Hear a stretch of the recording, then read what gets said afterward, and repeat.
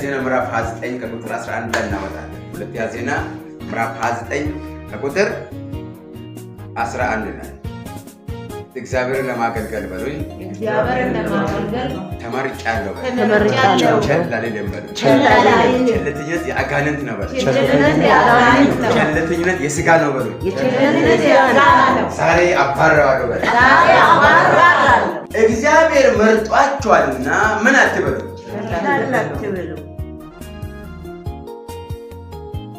እንግዲህ የተመረጠ ትውልድ ነው። እግዚአብሔር ሲመርጠን በራሱ ተማምኖ እንጂ በእኛ ተማምኖ አይደለም። በእኛ እውቀት ተማምኖ አይደለም። ለመጾም ለመጸለይ የጌታን ፊት ለመፈለግ ቸል አትበሉ። አሜን። ኃይል ለመሞላት ቸል አትበሉ። አሜን። ቸል አልልም በሉ። ዛሬ ቸልተኛ መንፈስ ከእኔ ይመታል በሉ። ሃሌሉያ። እግዚአብሔርን ማገልገል ምንድን ነው ካላችሁ፣ አንደኛ መታደል። እግዚአብሔርን ማገልገል አንደኛ ምንድን ነው? መታደል። መጽሐፍ ቅዱሳችን የሐዋርያት ሥራ ምዕራፍ 1:15 ላይ መታደል ነው። እግዚአብሔር ማገልገል ምንድን ነው? መታደል ነው። እናንተ እነ እከለ እኮ ጥሩ ቤት የኖሩ ነው ታድለዋል ትላላችሁ አይደለ? እነ እከለ ጥሩ ሕይወት እየኖሩ ነው ታድለዋል ትላላችሁ አይደለ? መጽሐፍ ቅዱስ መታደል የሚለውን እግዚአብሔርን ማገልገል መታደል እንደሆነ ነው። ማን ደረሰልህ? ማን ደረሰ? እሺ ደረስክልኝ? ለየትኛው አገልግሎት ታድሎ ነበረ? ለሐዋርያት አገልግሎት የእግዚአብሔርን ሐሳብ ለማገልገል ታድሎ ነበር። ዳዊትም ቀድሞ ታሪቶ ተናገረ። በመዝሙረኛ ዳዊት ጽፎታል። ዳዊት ጴጥሮስ መጣና ይሁዳ ለዚህ አገልግሎት ታድሎ ነበር። ስንቶቻችን ታድለናል? ሰዎች እግዚአብሔር ማገልገል ማለት መታደል ነው። ዝም ችላ አትበሉ። አሜን ነው። ይሁዳ ሌላን ዓለም ወደደ፣ ሥጋውን ወደደ፣ ሰይጣንን ሰማ። አይታችሁ እንደሆናችሁ ኢየሱስ ሊያዝ በሚልበት ሰዓት ላይ እንዴት ካልኩሌት አድርጎ መሸጥ እንዳለበት ሰይጣን ገባበት። በፊት በሥጋው ሐሳብ ይሁዳን ገንዘብን ስለሚወድ ልቡ ገንዘብ ላይ ስላለ ሰይጣን በቀላሉ ገባ። ሰይጣን ማንን በቀላሉ ማግኘት እንዳለበት ያውቃል። ለሰይጣን ከባድና ቀላል የሆነውን ሰይጣን ያውቃል። እሱን በምን አጥምጄ ይዘዋለሁ? የእሷን አገልግሎት እንዴት ይዛለሁ? ይሄን መታደል እንደሆነ እንዲታወቁ አይፈልግም። ለዛ ነው ቸልተኝነት መንፈስ በእናንተ ላይ ይሆንባቸዋል። እግዚአብሔርን ማገልገል መታደል ነው በሉ። አያችሁ፣ መጽሐፉን እያነበባችሁ ስትሄዱት ይሄ ሰውየው ኢየሱስን ምንም 30 ብር ቢሸጠው መጨረሻው ግን አላማረም። ገንዘብን ማውደድ የኃጢአት ስር ነው አለ እኮ። የኃጢአት ምንድን ነው? ስር ነው። ይሄ ሰውየው አትርፎ በሆነ ኖሮ ጥሩ ነበር። ማን? ይሁዳ 30 ብር ላይ ሸጦታል።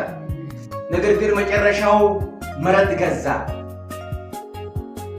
መጽሐፉን እናነባለን እዛው እያለ በቁጥር 18 ላይ 1:18 ላይ ይህ ሰው በአመፅ ዋጋ መረጥ ገዛ፣ በግንባሩ ተደፍቶ ከመካከሉ ተሰነጠቀ፣ አንጀት ሁሉ ተዘረገፈ፣ በኢየሩሳሌም ለሚኖሩ ሁሉ ታወቀ። ስለዛ ያ መረጥ በቋንቋቸው አኬልዳማ ተብሎ እርሱ የደም መረጥ ማለት ነው።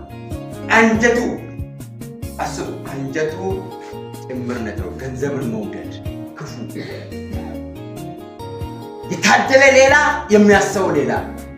እስቲ ከዚህ በኋላ በሉ እግዚአብሔር እንደሚያስብ ብቻ አስባለሁ በላይ ሥጋዬን አልሰማም። እግዚአብሔርን ማገልገል መታደል ነው በሉ። እግዚአብሔር ለማገልገል መጀመሪያ መስማት አለባችሁ፣ ሁለተኛ ማየት አለባችሁ።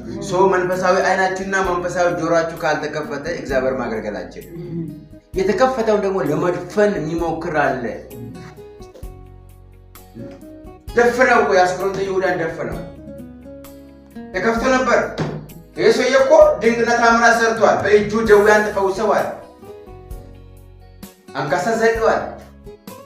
አጋንንት አስወጥቷል። ነገር ግን እነዚህ ኃይል ሁሉ ሰይጣን ቀላል እንዳይመስላችሁ ትልቁ ነገር ነው የሚያጠፋባችሁ። 30 ብር ነው ሽጠው ትልቁን ለዚህ አገልግሎት ታድሎ ነበር። መጨረሻ ግን አላማረም። እግዚአብሔርን ለማገልገል ተመርጠሃልና ቸል አትበል። እግዚአብሔርን ለማገልገል ተመርጠሻልና ቸል አትበይ። እስኪ ዛሬ የቸልተኝነት መንፈስ ከላይ ይመታል በሉ። የቸልተኝነት መንፈስ ዛሬ ከላይ ይመታል በሉ። ቸል የሚያስብለኝ መንፈስ ይመታል በሉ። ቸልተኝነት ክፉ ነው፣ ስንፍና ማለት ነው። ሌላ ስንፍና ደግሞ መንፈስ ነው፣ ክፉ መንፈስ ነው። የማይሰራ አይብላ አለ ጳውሎስ። ጭራሽ ሊሰራ የማይወድ ሰው ምን አይሁን አይብላ አለ ጳውሎስ። ሌላ ቦታ ላይ መጣና ወንጌልን መስበክ ስራ ያድርገው አለ። እንደ ስራ ማይቆጠርበት ዘመን ላይ ያለ ነው ወንጌል መስበክ። ትልቁ የኛ ስራ ወንጌል መስበክ ነው፣ ግን ተራ ይመስልናል። ኢየሱስ ጌታ ነው ብሎ ለሰው መናገር ተራ ይመስላል። አንተ ውስጥ የበራውን ብርሃን ለሰው ለመናገር ተራ ነገር ነው የሚመስልብን። ይሄ የቸልተኝነት መንፈስ ነው። ዛሬ ይሄ መንፈስ ከእናንተ ላይ ይመታል። እስኪ ይመታ መንፈስ አለ በሉ። ይመታ መንፈስ አለ በሌላ ይመታ መንፈስ አለ በሉ። ከእኔ ጋር የቆየ የሚወጣ መንፈስ አለ በሉ። የማይደክም ሆኖ አብራችሁ የቆየ ዛር ለቋችሁ ይወጣል። ለምሳሌ መሽገር ከፍት ላይ ተንጠልጥሎ ይቀመጣል። ብዙ መዝገሮች ከኔ ውስጥ ያለውን የኔ ያልሆነውን ዛሬ ያስወጥልኛል። ኃይሌ እቀበላለሁ በሉ። ጌታ ሆይ በሉ። ጌታ ሆይ ኃይልን ስጠኝ በሉ። ዛሬ ኃይል እቀበላለሁ። አሜን። ጨርሱ መንገዳችሁ ላይ እየወጣ እንዳትጨርሱ ጸጋችሁ ላይ እየወጣ የሚታገራችሁ ዛሬ ይመታል። ዛሬ ይመታል በሉ። ኃይላችሁ ሊበላ ሊያደክማችሁ መንገድ ላይ ሊያስቀራችሁ ግራ ሊያጋባችሁ ይወጣ ዛሬ ይመታል። ተመርጣችኋልና አለ ቸል አትበሉ አለ። ቸል የሚል ሰው አይዘልቅም። ትምህርት ይጀምራል አይጨርስም። ቸል የሚል ሰው እርሻ ይጀምራል አይጨርስም። ጸሎት ይጀምራል አይጨርስም። አገልግሎት ይጀምራል አይጨርስም። ቸል የሚል ሰው ቸልቴ ስፒሪት ነው፣ መንፈስ ነው። ዛሬ ከእናንተ ላይ ይመታል። አሜን። ዛሬ ከእናንተ ላይ ይመታል። ዛሬ ከእናንተ ላይ ይመታል። አንድ ሁለት ክብር ለማን ይሁን? እስኪ ቸልተኛ መንፈስ ዛሬ ከእናንተ ላይ ይመታል። ቸልተኛ መንፈስ ዛሬ ከእናንተ ላይ ይመታል። ጀርባውን በጣም እየታመመ መጣ ማለት ነው። ጀርባው ይሄ ጀርባ አጥንት አለች አይደል?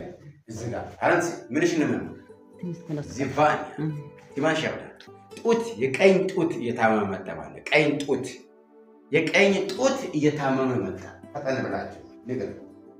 የቀኝ ጡት ብቻ አይደለም፣ ጡትን ጨምሮ ወደ ጀርባ ጭምር ነው የሚያመው። ክብር ለኢየሱስ አሜን። ማን ነው ተለው ጀርባ ያምሻላችሁ። ጀርባው ያንቺ ደግሞ ይሄን ጀርባ ይዝና ኩላሊት ነው በዚህ በኩል ጭምር ነው ቁጭ ባለ ተለ ክብር ለማን ነው? አሁን ይበል። ሃሌሉያ አሜን። እግዚአብሔር በስራ ላይ ነው። እግዚአብሔር በስራ ላይ ነው በሉ። እግዚአብሔር በስራ ላይ ነው። ባላ ጊዜ ጸልይላችኋል። እግዚአብሔር አልፎ ይሰራል። አሜን። ስለዚህ እግዚአብሔር ማገልገል አንደኛ መታደል ነው። ሁለተኛ ደግሞ ምርጫው በአንተ አይደለም። ለማገልገል ምርጫው በእናንተ አይደለም። እግዚአብሔር ማገልገል አንደኛ መታደል ነው። ሁለተኛ ምርጫው በአንቺ ወይም በአንተ አይደለም። ምርጫው በማን ነው? በኢየሱስ ነው። ምርጫው በማን ነው? በኢየሱስ ወይም በእግዚአብሔር ነው። አሜን። ኢየሱስ እባክህ ነክቼን ከኝ ኃይል እስኪወጣ ልበል ሞትኝ ኢየሱስ ክብር ራበኝ ክብር